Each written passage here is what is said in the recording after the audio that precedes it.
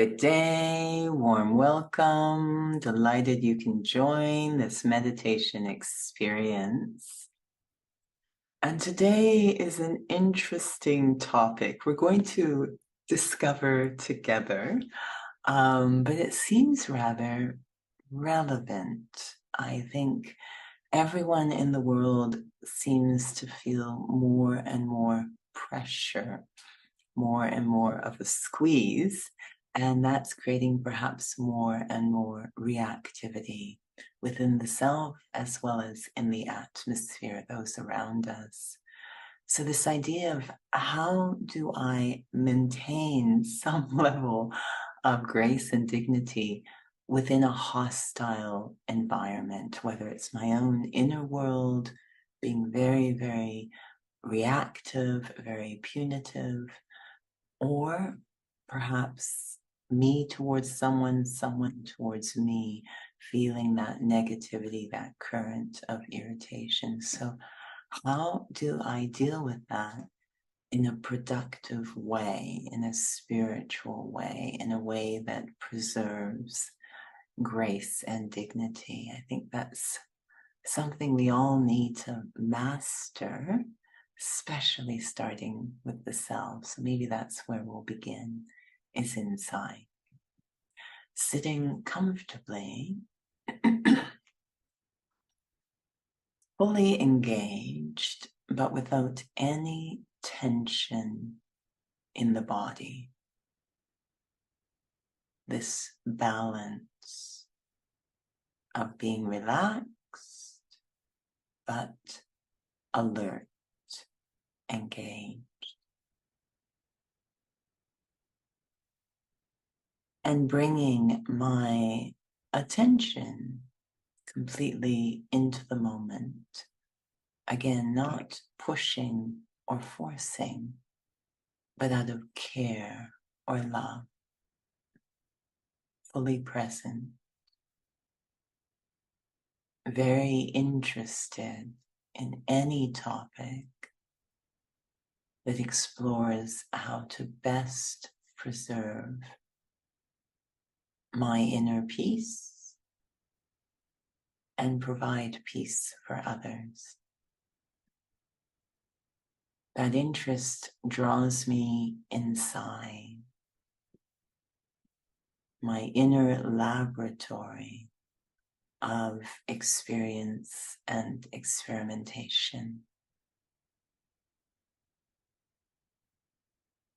What is behind reactivity, negative reactions, outbursts, anger, impatience, all of that? What is behind that? There can be very valid reasons, I know. When I look at myself, whenever I become hard, punitive with the self, it always seems like there's a good reason to be harsh. I start to bring out a case file. But if I look closely, I'm not the one bringing out the case file. It's the image that's bringing that hostility.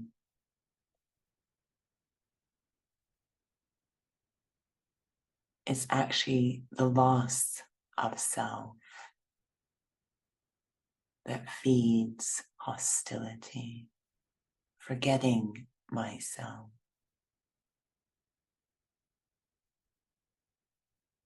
Whether we call it image or ego, neediness or desire, it always shows up with a very good argument.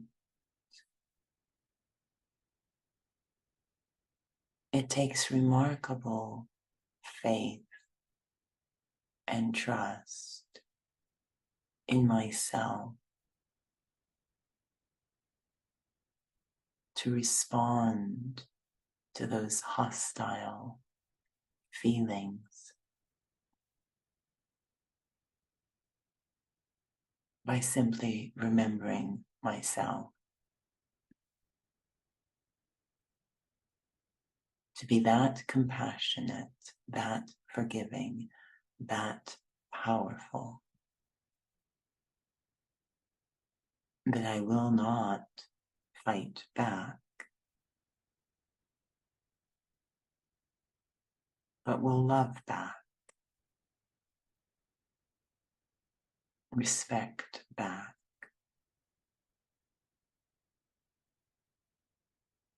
not seeming to have a leg to stand on, but having a lot of heart. Do I have that capacity even within the self? When I make a mistake and begin to become harsh, implode,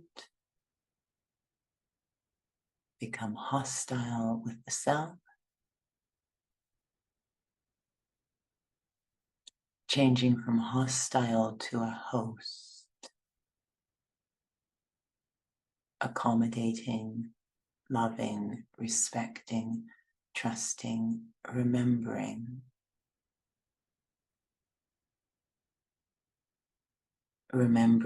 the beauty, the capacity of the self. Even if I seem ugly at the moment, I'm not really myself. Looking deeper, remembering the eternal self, using the water of wisdom to soften the harsh edges of hostility.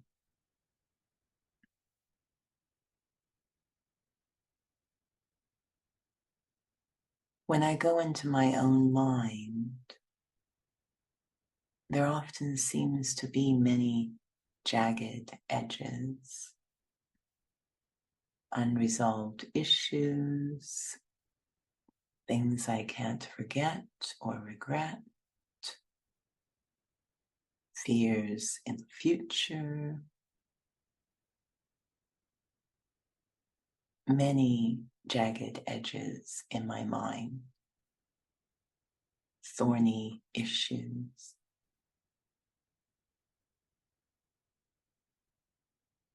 I dive deep inside myself to unlock an unlimited reservoir of remembering, connecting, awakening, tapping into my eternal state. Even though it doesn't seem directly related to the issues at hand, it will have a direct impact. Taking a moment to remember, beyond these issues, beyond the jagged edges, eternally, I always have within me a deep capacity for peace. It is who eternally I am. Tapping into that reservoir, letting the waters, those cool, calm waters of peace, flow up from inside into my mind. Touch the jagged edges of my mind and start to smooth out those jagged edges, giving me clarity, perspective, a shift, cool, calm, peace, a soft power of peace, far greater than any hostility. Taking a moment to let it touch those sharp edges in my mind, over and over, knowing it can take time,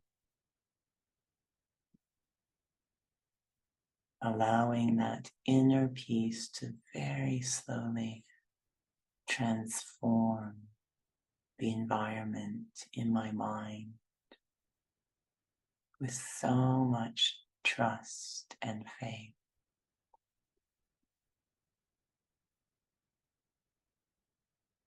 The more I practice on myself, the more capacity I acquire to contribute this to others. Always maintaining that vision of what is eternal when faced with the hostility of others.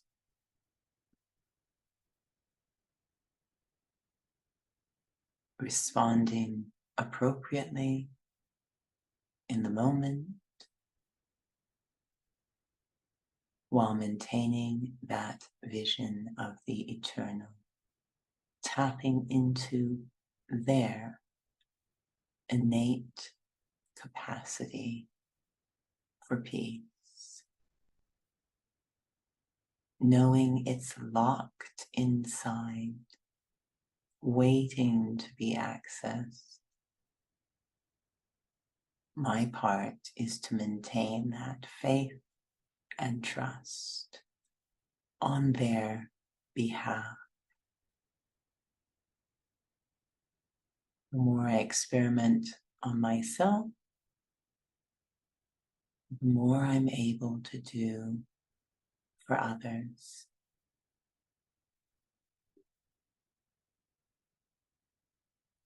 Om Shanti.